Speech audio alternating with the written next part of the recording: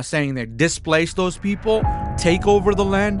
Is that not colonial? The tag that you in America or like in general the West has been. Christianity absolutely believes in conquering the world, but with an entirely different tool. There's only one nation that God ever had a covenant with. It was Israel, right? God doesn't have a covenant with America. God doesn't have a covenant with Canada. He doesn't have a covenant with Europe.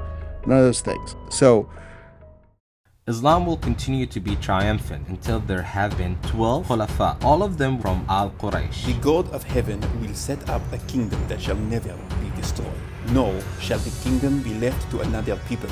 It shall break in pieces all these kingdoms and bring them to an end, and it shall stand forever. This is my brother, my executor, and my successor among you, so listen to him and obey. My kingdom is not of this world. If my kingdom were of this world, my servants would have been fighting. Whoso obeys me obeys God. Whoever disobeys me disobeys God.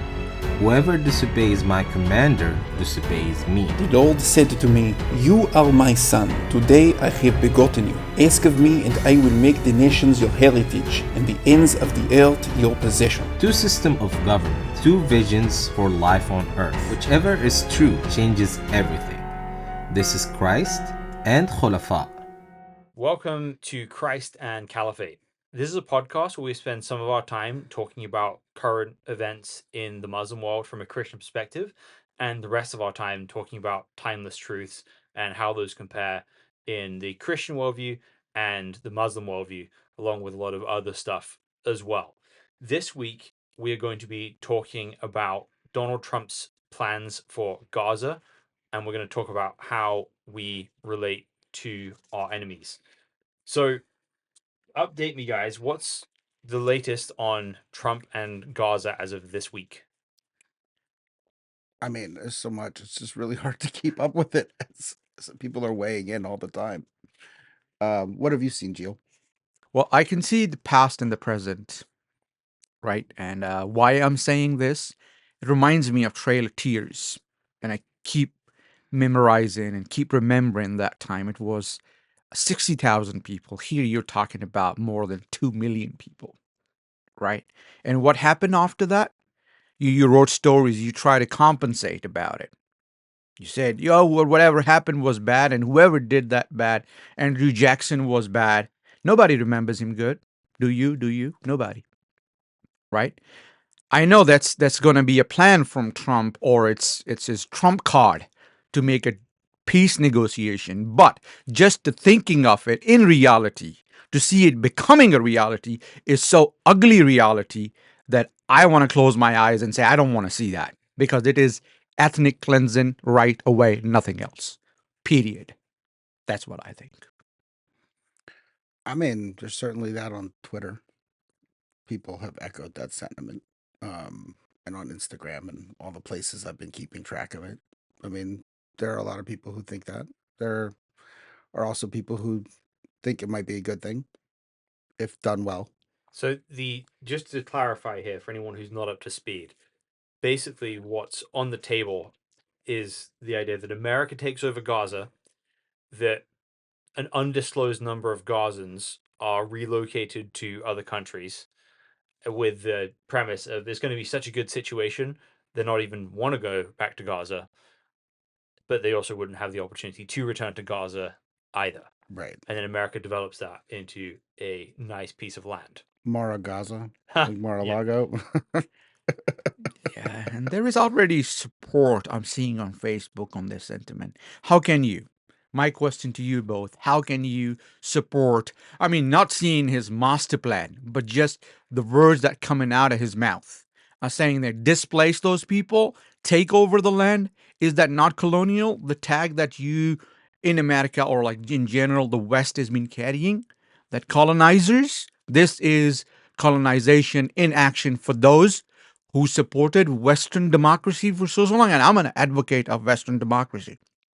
I think it balances in that principle of equality. But then these type of sentiment comes in where you think you can take over places because you're powerful and strong. I am so sorry. I'll speak about it, and I'll speak loud about it. I don't like it at all. Tell me how you really feel. I feel pissed. I feel sad. I feel angry. There is every set of feelings you can think of, as it's not because I can relate to Palestinians. If it was happening in Vietnam, in Cambodia, or say in Venezuela or anywhere in the world, I'm against this idea of removing people by force against their own choice. If all the I don't Gazans, think anyone's talking about that though. Some people are talking about that. Maybe, but I don't think that that's like anything that has come out of like nothing I've watched on like on like the Twitter feeds and all that other stuff. That would have anyone actually connected to the process has said anything about like we're just going to round everybody up and march them into the sea or something like that. Like that's I know that there are people who are always going to say those things, but like I don't think anyone credible has actually said anything like that. So I think that that's I don't think that that's the plan. I mean, I don't love the plan, but we have talked about this in other countries, right? Like we have talked about Saudi Arabia, like what happens if Egypt takes control, right? What happens if Saudi Arabia takes control? We've talked about that on this show, right? In the past. So, the fact that it's the United States and it's a very like boisterous person who's just kind of throwing ideas out there, inflate. And I mean, think about who's actually saying it, right? Like the person who's actually saying it is extremely unpopular with a lot of people and extremely popular with other people. So like it's all coming out in a very polarized way, and all the interpretations of pretty much everything he's doing in the past like month has all been like he he farted in the White House or something, and then all of a sudden everyone's like he's disrespecting the office. Like Here's my take on this. I think America having control of Gaza is a categorically bad idea. I'm going to do whatever I can to tell everybody that I think that's a categorically bad idea. If it happens, I'm going to do my very best to be involved in the process and make sure the harm is mitigated, which I think is the way Christians should interact with this. But we're also going to buy a new studio in Gaza and record podcast episodes there. absolutely. So actually, what this reminds me of is actually the Assyrians in the Book of Kings. Okay. The Rabsakeh comes to Jerusalem on behalf of King Sennacherib II when Hezekiah is ruling Jerusalem, and they say this: "Make your peace with me and come out to me. Then each one of you will eat his own vine, each one of his own fig tree, and each one of you will drink the water of his own cistern, until I come and take you away to a land like your own land, a land of grain and wine, a land of bread and vineyards, a land of olive trees and honey, that you may live and not die." Right. That's so when I hear an American president or any leader of any country speak in the way of like, okay, we'll just give you land somewhere else, that to me rings of a imperial Babylonian Assyrian type of worldview, and not a biblical one. Okay, I agree with you. And I just want to put it out there though that we're not talking about a normal place. We're talking about a place that has like there's been nonstop war since 1950. Like, you know what I mean? Since 1948, there's been nonstop war, and the ideologies like at work here, you cannot like you can't just I don't think you can fix it by just sending people away, but you can't discount the fact that the ideologies at work are like actually like the problem, right? So I don't think like, like, oh, well, we'll just ship them out is the answer either. But I don't think that, if you look at it, you can't just say like, oh, well, it's imperial. It is imperial, but it's also not a normal situation either. Like it's people have been dying for a long time, like over and over and over again. yeah, And it just keeps getting worse. It's like Hatfields and McCoys or the Pittsburgh Steelers and the Baltimore Ravens, on steroids, right? Like, how do we draw blood from our neighbor? And that's, regardless of whoever's right or whatever it is, it's not a normal situation. it is not. Yes. Yeah. So outside of like the biblical view, my biblical view is a little different. in that I would look at like if you were going to actually do it, right? Which is crazy, and I don't think it's a serious proposal. Abraham had other sons, and then he gave them land grants, and he sent them away. He sent them east. Like he sent them away from where they were. And if you were to expand the Abraham Accords with that idea, where you were going to say, okay, you know what, like everyone is compensated fairly, and has a plan, I still think it's a disaster for America to put their foot in there. I think it's a huge, huge mistake because you're just going to be dealing with those same ideologies. They're never going to go away, right? Like putting a casino there is not going to help anything. Yeah, I think one aspect that can be promising, and I think when you mentioned that there is a turbulence going on for so long, right? And we all want to see that ends, right? Yeah. We all want to see that coming to a close. They've all have seen enough of that Gaza, Palestine, Israel conflict for so long since I was born that this issue is there, right? So it has to end, but it has to end in a way. United States taking over Gaza, I'm completely okay, right?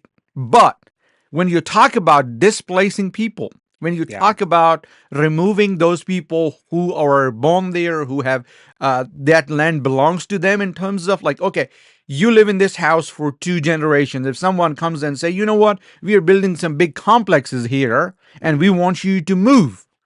You're like, okay, pay me or compensate me and ask me if I'm willing to move, then I'll go. I think that's completely reasonable. Yeah. Right? Like because I've been to Bethlehem and I've been to Gaza and I've been to the Mount Gerizim and Mount Ebal and looked down on where all these places are. And there's like whose fault is it? Is it Fatah? Was it Hamas? Whose fault is it that it's been the way it's been for so long? It's it's it's underdeveloped. It's underutilized. The money that they're getting is going to the wrong places and to do the wrong things. And when you sit there, like I can't imagine the amount of money that has gone into say Bethlehem, right? And I know we're not talking about Bethlehem, but Gaza's a little bit different because it was previously inhabited by like a lot of let's just say like Jewish billionaires pumping money into it, and then when the pullout happened, everything changed.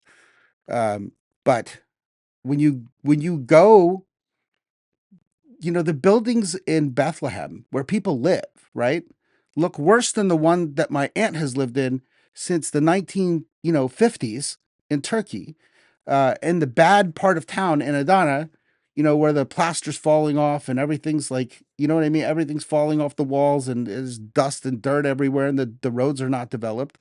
And it's a travesty that people are, living that way, particularly in the face of, I mean, billions and billions and billions of dollars over decades being pumped into it. The money's not being used right? So it's not benefiting the people.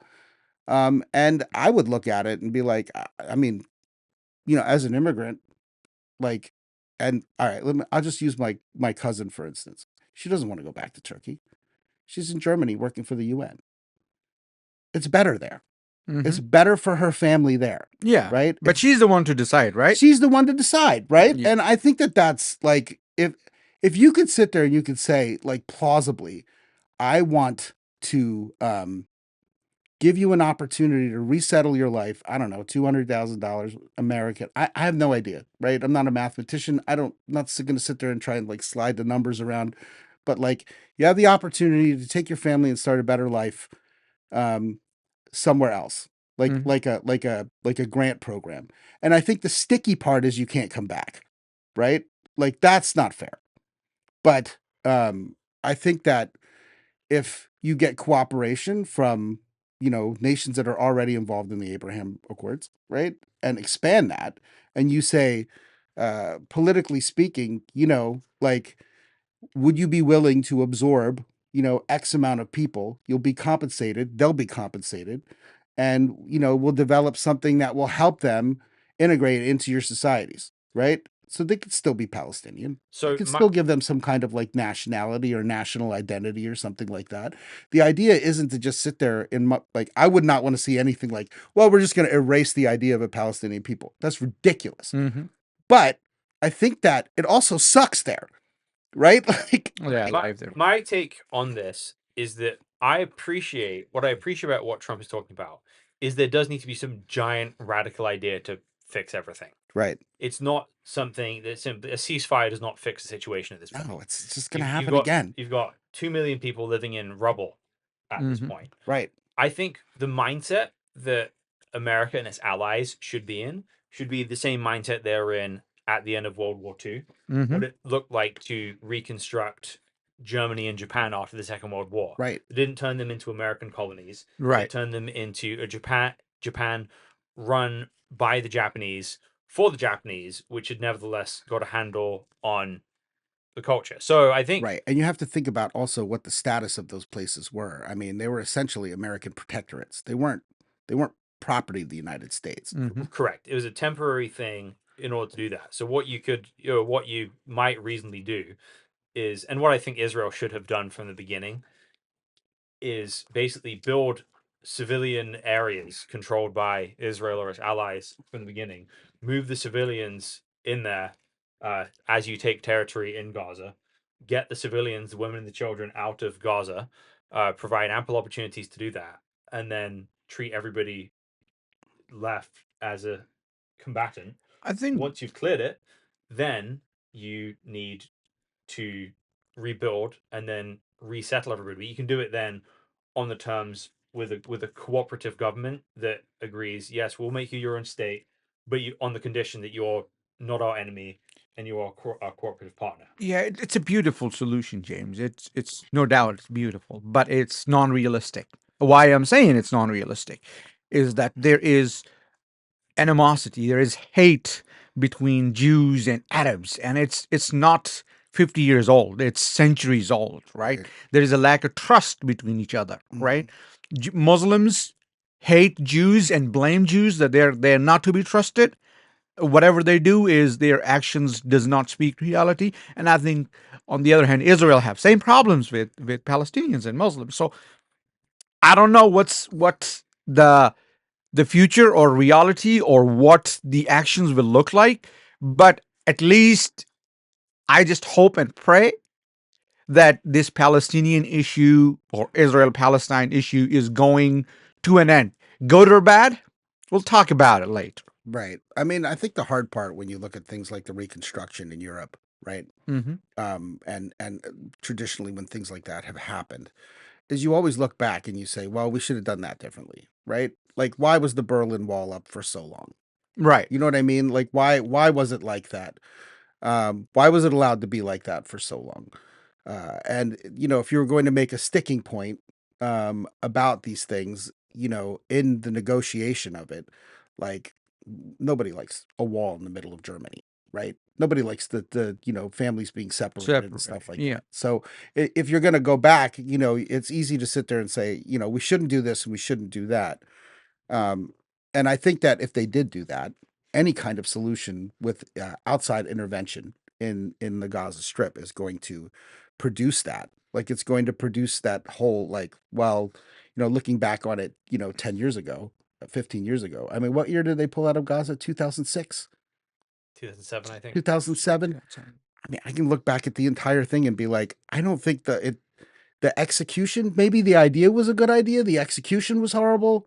Like So we always, nobody was happy. Like, so we always have there's always political problems, but there's also underlying worldview things. Jesus says in Matthew 5, "You've heard that it was said, you shall love your neighbor and hate your enemy. But I say to you, love your enemies and pray for those who persecute you, so that you may be sons of your Father who is in heaven. For he makes his sun rise on the evil and on the good, and sends rain on the just and the unjust." So, question I have for you: does Islam have a concept of loving your enemies? I think first we have to define what you call as love.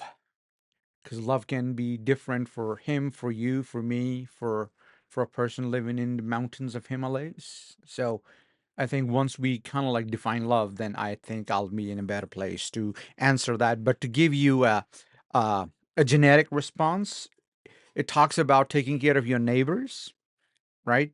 And it doesn't talk about loving your enemy in particular. There is no such thing as loving your enemy. It's like, okay, if someone is your enemy, you go kill them in the most blatant way you can. I can give you some reference on that too. But yeah, that's the genetic idea. So Yeah. are you saying it like reflects more like the eye for an eye, a tooth for a tooth? Yes, exactly. Like kind of like Old Testament. Yeah, Right. exactly. I mean, I'm quoting Moses, right? But Yeah. yeah, right. Yeah, Islam just copy pasted those things in I think in Surah Al-Baqarah, and yeah, it's particularly in Surah Al-Baqarah is just when they Right. or Surah Tawbah, where it talks about like if they violate the treaty and they come fight you, then kill them, and kill their joints and bones and kill them in most vicious way you can. There Right. is no mercy. I guess we can say that that's not love, right? No. It's not a Islam really doesn't operate on a on basic sense. It's yeah. not love. The element of mercy is there Mhm. when someone Islam. That's what I would say. Okay, Islam says when someone surrenders, then you have to be generous to them. Then you cannot kill them. And we have seen in history how, for example, Salahuddin Ayyubi's example is there when he conquered Jerusalem. He was so kind, and that's true for many Muslim conquests, except few exceptions. Not to say there are no exceptions, but overall, the idea is that if someone surrenders, you have to be merciful. But if someone fights with you, be so furious and be so vicious and be so show them that you're the real beast type of thing. Right. The alpha apex. Yes. Right. So how do we, when we're talking about things like war, I don't think any of us are pacifists. No. Right? How then would you say, if Christianity is not a pacifist religion, which I don't think it is, how do you think the Christian attitude of how you treat your enemies in warfare is different than what Sharjila is describing? Well, my first take on that is, again, what's the war for? I don't think it changes like how you treat people, but I think that the idea, let's just say, in how Christianity has emerged in postmodernism, right? Uh, postmodernism is defensive war, right? Like it's we have an army for national defense, right? We intervene in world affairs, but not like not overtly like, oh yeah, and we're gonna plant our flag in Iraq and we're gonna call it America too, right? Like you know what I mean? Like that kind of thing. So um the idea of dealing with your enemies uh with restraint, I think, is one thing, right? Like, limit civilian casualties, engage enemy combatants, liquidate military targets only, that kind of thing. Which I think Muslims would also argue are the rules of war in the Hadith too. Sure. And the arc of like warring against like terrorists and terrorism and everything else like that, and it didn't start in the Middle East. I mean, the modern terrorist movement actually started in Rhodesia, like Zimbabwe. Like the way that terrorism became an ideology and was adopted, and kind of grafted into radical elements of Islam. Started there. It didn't start, within Islam. It didn't start within the Hadith. It didn't start within the Quran. I mean, it just took some elements from everything and just kind of, oh, we're just going to take Legos and build something else from another kit. Mm. So the idea didn't come from there, but in the Christian sense, I mean, to me, it would be like the Torah, for instance, talks about showing mercy to your enemies. There are lots of restraints on what you could do with prisoners. Um, if you want to talk about what you were talking about earlier with Jesus, and where like he's getting the idea from loving your enemies. Later on in the passage, he says, and it'll be like heaping coals on their head, right? Doing good to your enemies. And he's taking that from Proverbs. It's something Solomon wrote. So, this idea of doing good to others, especially those who hate you, I think has kind of not just wound its way into politics, but also wound its way into the way that Christians view war. The accountability you try to hold your government to, right? Like we don't want you going out there and marching people into the sea, right? Like nobody wants a trail of tears. Mm-hmm. We want to see our governments operate with restraint in accordance to the force that they have. So you're asking me to define love earlier, Mm-hmm. and I think it's quite the way Jesus defines it in that passage is two things. He says God causes his rain to fall on the just and the unjust, Mm-hmm. meaning it's two parts. One is praying for your enemies and their well-being, Okay. praying for your enemies and their well-being, and it's actively doing good to them because that's what it describes. Like God causing rain to fall on the just and the unjust is the example given to us of God loving his enemies, Mm-hmm. and therefore the active good given towards your enemies and opponents. Okay. So let's break it down this way, because again, Christianity is not inherently pacifistic, even though lots of the early Christians are pacifists. I believe that's a fundamental misunderstanding of the text. But there's no prohibition against a nation which is largely Christian going to war. I suppose the difference would be that Islam inherently has a conquest mindset. Yeah, rule the world. Yeah, Sure. rule the world. So the idea is, if you have a nation that's an aggressor against the Islamic State, the idea is to fight against that nation and eventually replace it with the Islamic State. So let me ask you this then: does Christianity not have that idea of conquer the world, but with a different tool? I think. Yes, correct. It is. Christianity absolutely believes in conquering the world, but with an entirely different tool. And this again comes to the difference between the religion and the government. That there is no separation inherently in Islam between the religion and the government, and in Christianity there is. So you were saying, okay, now there's a very big statement here that I want to kind of like ask the audience to understand, and also, so you're saying that Christianity doesn't care about who is in the government; it's more concerned about the gospel reaching to ordinary people and changing their individual lives, rather than bringing a government that is pro Christianity or something like that. Yeah. Now, I'm not saying it doesn't care about the government, but No, I think it absolutely it absolutely cares about the it government. absolutely cares about the government. But what Romans 13 says is it outlines that the government is there to punish evil, protect the innocent, defend national boundaries, and promote peace. And what the church is there to do is to proclaim the message and take it towards all the nations. So the government is accountable to God, but it has a different job from the church, and the church has a different job from the government. So Christian wants a Christian government. I mean, they long for it at least, or they want to establish, but not with force and coercion. Yeah, and here's what I would say: everyone wants a government with just laws, right? Like no one wants a government with unjust laws. And the way we're going to define justice as Christians is according to a biblical standard. But then it will conflict with how justice is defined with Christianity and how justice is defined in Judaism or Islam or Hinduism. Yes. But the fact is that already exists. The way that a Democrat defines justice and a Republican defines justice is different. The way that a Sufi defines justice and then a Salafi defines justice is different, right? You don't get around this by just sealing religion out of the equation. It's always gonna be that.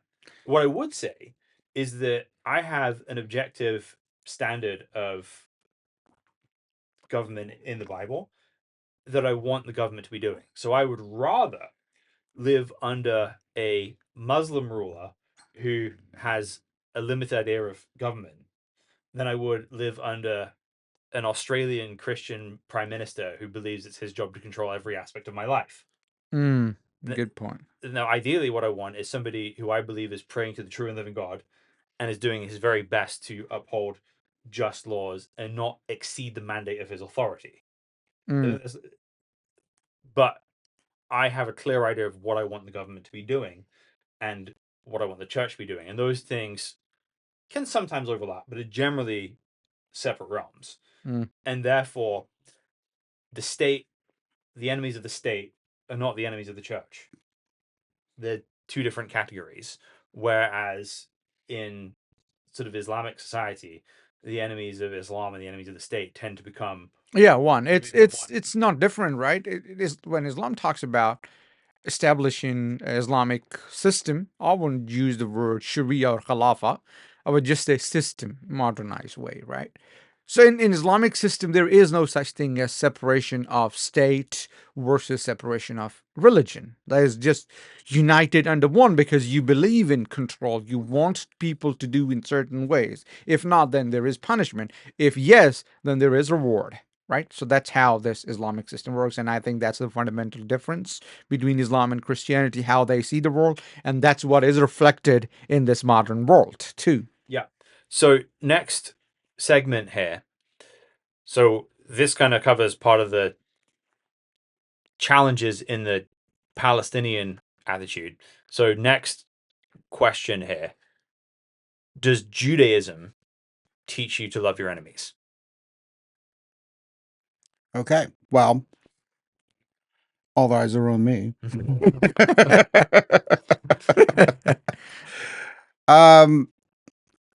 I think in a sense it's not as explicit as Jesus, right? But Jesus is drawing from, like the Torah and the things that he's saying. I think it definitely focuses on mercy, right? Particularly for captives. There are like lots of rules, about like how you had to treat a captive slave, right? I think it's also important to look at what happened after the Exodus. So there were Egyptians that left with the Israelites, right? It's called it says it was a mixed multitude. It wasn't just Jews leaving. It was Egyptians leaving and following the God of Israel, and going with them and crossing over into the land with them. So I think that like Judaism is all for absorption, right?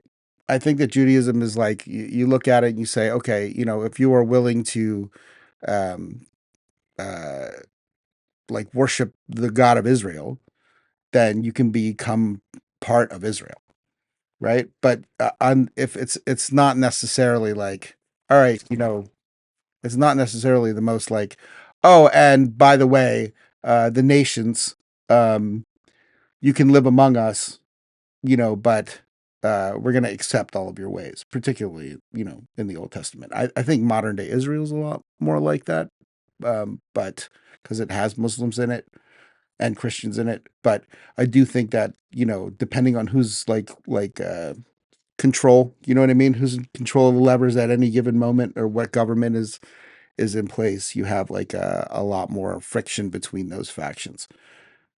So our Torah portion for the day is Exodus 23, verse 4. It says, if you meet your enemy's ox or his donkey going astray, you shall bring it back to him. Right. If you see the donkey of one who hates you lying down under its burden, you shall refrain from leaving him with it. You shall rescue it with him. Yeah, I mean, like, it's a beautiful verse, I would say. But also, I mean, speaking purely from Muslim perspective now, because there are some confusions, right? When they talk about Old Testament, first of all, not a lot of Muslims read Old Testament, right? Not a lot But of people read the Old Testament. Not a lot of Jews read it. well, let's okay. They A don't lot call of it, people. they don't call it the Old Testament either. Yeah. So whoever reads it, they come with an allegation that Judaism is embedded in this colonialistic mindset that the Old Testament talks about killing towns and taking over and slaughter every single person out there and so on and so forth. So you both of you are experts in Bible, and Old Testament is part of Bible, right? So how do you see that? I want to have an answer on screen. Well, I have an answer, but you go ahead. So, actually, in Deuteronomy itself, the Canaanites are a civilization that is especially corrupt and has interbred with demons, like literally. So there's this group called the Nephilim, which are the descendants of angels, fallen angels who've rebelled against God, who have mated with human women and have produced giants. Huh. Interesting. So the Which actually Josephus talks about, right? yes, Yeah. basically every ancient culture talks about this. Every ancient culture talks about it. The Babylonians, And there are artifacts like beds, like Yeah. they're beds, the Babylonians called them the Anunnaki, and so it's not just against regular humans. You have a human civilization that has courted the demonic world in a very, very unique and dark way.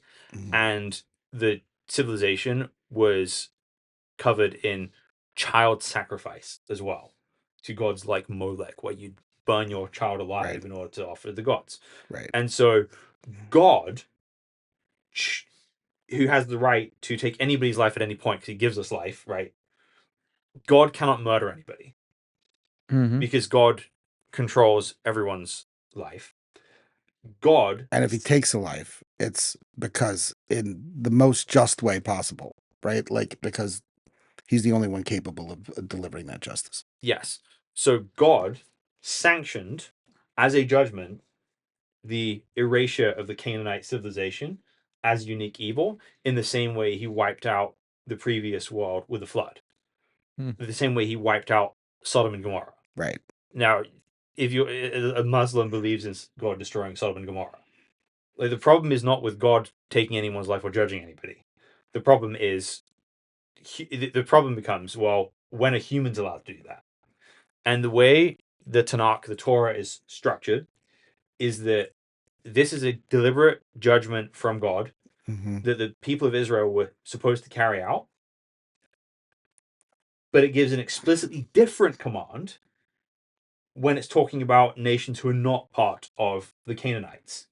It explicitly says, whenever you're fighting somebody who's not these people, you go, you if Gotta make peace. you offer terms of peace. If they don't make Mhm. peace with you, surround the city, and then if they when you defeat them, you put them to forced labor, which doesn't mean importing them all and making a slave population. Right. And then on top of that, there are a lot of rules in dealing with those Yes. people and Like how you can treat them. Yeah, like So, you can marry a captive woman.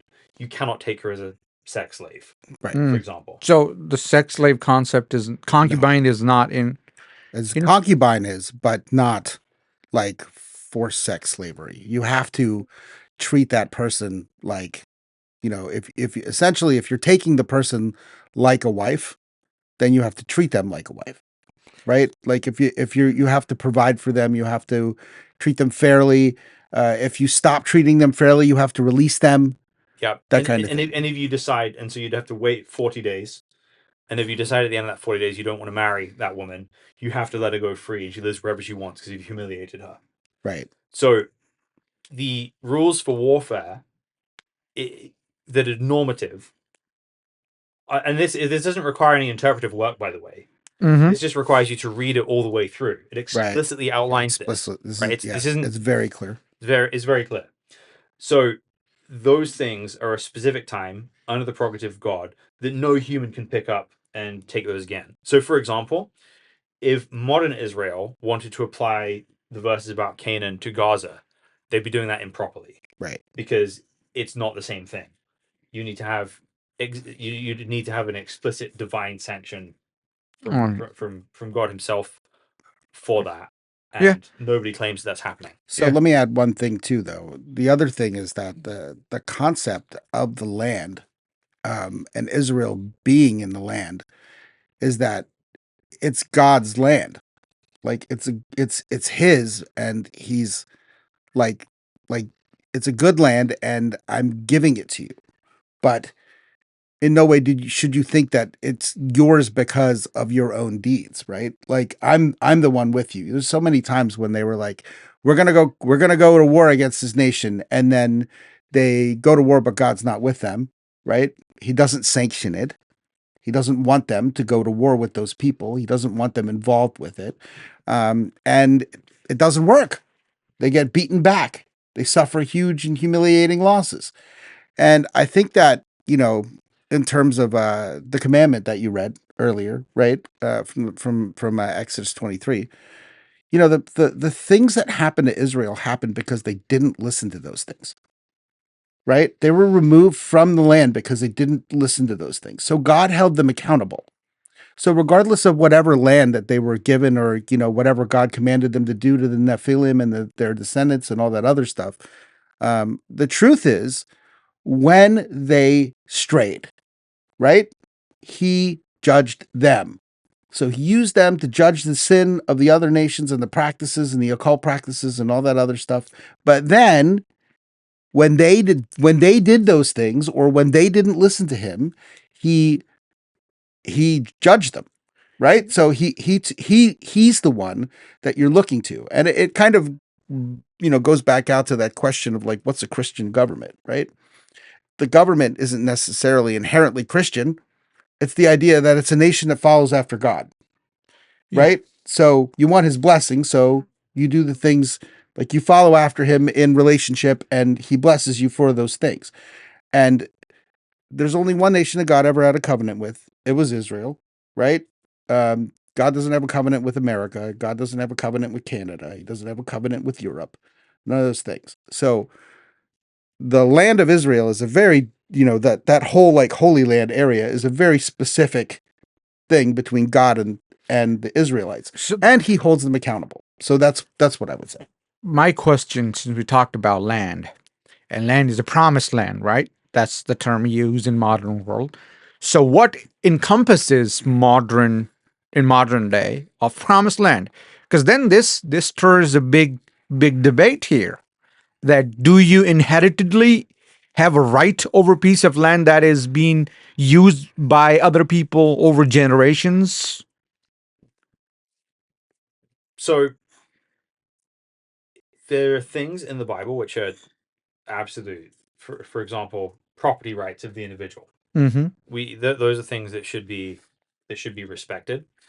And even in history, when the greatest extent that Israel ever was in history was under King David, and that went all the way to Damascus, down to what's called the Brook of Egypt, which is probably somewhere in Sinai. Mm-hmm. And David ruled over all of Gaza as well. When David ruled over all of Gaza, he did not remove the Philistines from the land. Right. He was a benevolent overlord. They maintained their own culture, and they maintained their own people. They kept their distinct identity, Right. but were allies and friends once ruled by David. So even had a Philistine like advisor. Yeah. Right. So one of his top generals was a Philistine. Ittai the Gittite is his name. Right. So whatever the extent of the land, let's say some miracle happens and Israel gets complete sovereignty over every aspect of that. That wouldn't be a license to deport a ton of people and do that. But here's what I would say, and we need to close, but I want to close with this. As you look at biblical Christianity, and here I'm including the Torah and I'm including the New Testament as well, there's all sorts of things that we'll read about, like loving your enemies, seeking peace with everybody, being kind to those who hate you. which seem impractical. They seem like a really, really bad idea if you want to have security for your people. And I think both Palestinians and Israelis are both going to turn around to those concepts and say, yeah, this is not the real world, guys. And the reason they're turning around and doing that is because their entire religious worldview is compensating for the absence of God, not his presence. If you have the true and living God on your side, you can do things like take a day off work and rest once a week. You can do things like show kindness and mercy to your enemies. Why? Because you know that you have something far stronger on your side than your enemy. And the most important thing in every aspect of your life, the key to your entire future is in trusting God himself. So it's not about the quality of your enemies. It's not about all of that. Showing humanity and showing love is because God wants you to trust him. And when you trust the true and living God, he will take care of you. There's a proverb that says, when a man's ways please the Lord, he makes even his enemies to be at peace with him. Right. So, that's that. Well, guys, thank you for listening to Christ and Caliphate. We will be back next time.